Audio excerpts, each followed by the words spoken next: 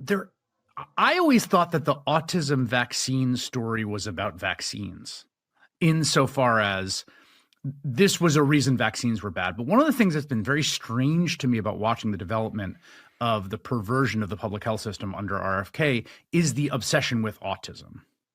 So it's like it's on both ends, and that autism is this like creeping specter that's, this society is awash in it. And when RFK talks about it, he talks about these kids are never going to have a life. They're never going to go to a baseball game, and just in these really like profoundly kind of derogatory ways that I have to say, with a lot of people who have various autism diagnoses that are close to me in my life, many of these people don't react great to the rhetoric that is emanated from the White House. But it has become this strange kind of obsession and this kind of cultural touchstone. Can anyone else think of any other disease or disorder in this country that, for whatever reason, the public en masse decides that they want to aggressively and belligerently defend the disease and the people that have it from our health representatives that are trying to find the cause of that disease and find a way to prevent it, find a potential cure for it. Is there any other disease in our society where that's true?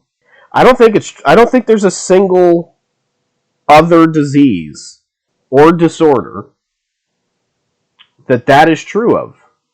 If RFK said that they were going to aggressively find out what the cause of AIDS was, the cause of cancer, lupus, whatever, and that they were going to find a way to prevent it from happening and potentially somewhere down the road maybe find a cure, but certainly find the cause. I can't imagine anybody in the fucking country being like, no, fuck that, he's anti-science. Because that doesn't make any sense. It's counterproductive to the goal of society, to our collective goal, to our collective health. And it seems purely political for some reason. And exclusively on the left. Because obviously people on the right aren't like aggressively trying to gatekeep their fucking disease. Because that's weird.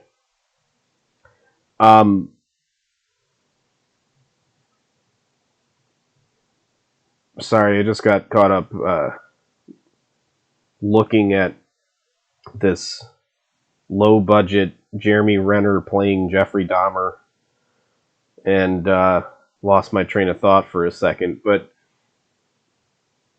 I find it very telling and alarming that this guy has in his video a quote about all of these people close to him that he knows that have autism that are very, very unhappy with the rhetoric that RFK Jr. has toward autism. And that, to me, is really the tragedy of this, right? Like, that's the problem, is that you know so many people with autism. When I was growing up, I knew one fucking person. One that had autism. And he was not a high-functioning member of society. Okay? He was on my street. He was probably, I don't know, maybe 5. And he was essentially a shrieking child. Just a screeching, shrieking baby in a youth's body. As I got older, and vaccines started to become way more prevalent, because I was born in the 80s, luckily I didn't have the fucking 30-some shots, that I needed by 18 or whatever the fucking number is now, but I missed that window, thankfully, and luckily for me, I don't have autism. But as I got to high school I remember I did meet a second person with autism, and by then I had a cousin who had autism.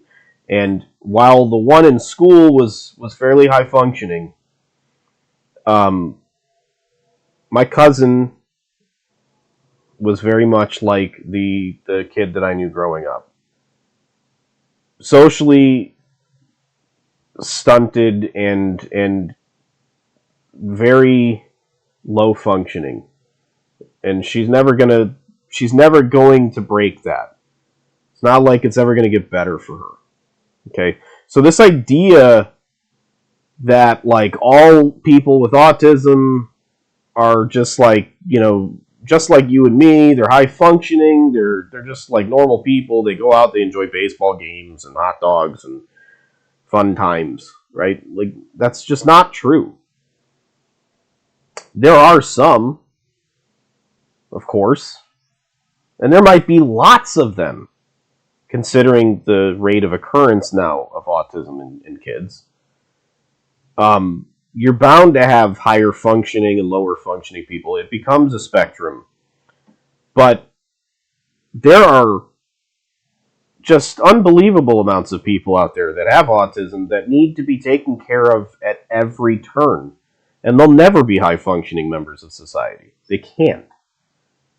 It's not in their capabilities to ever be functional socially.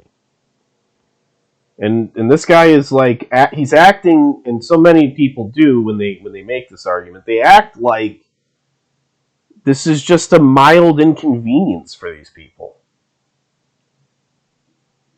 That's just not fucking true. Autism is a terrible burden, okay? Even for the people that are high functioning. Terrible fucking burden for these people.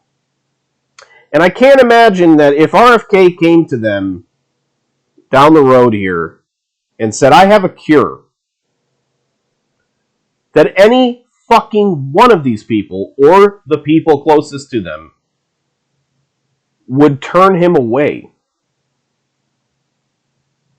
Unless it is purely political, which it seems to be.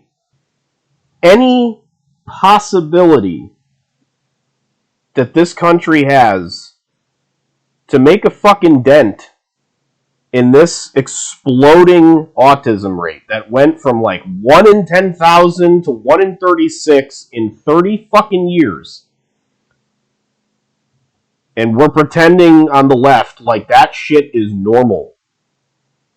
And any modicum, any small remote possibility that anyone in health representing us, anyone in science, health, whatever, can give us answers to that and potentially prevent more of this occurring and drive that number back down some, any fucking hint of that being true should be welcomed with wide open arms, left, right, and fucking center.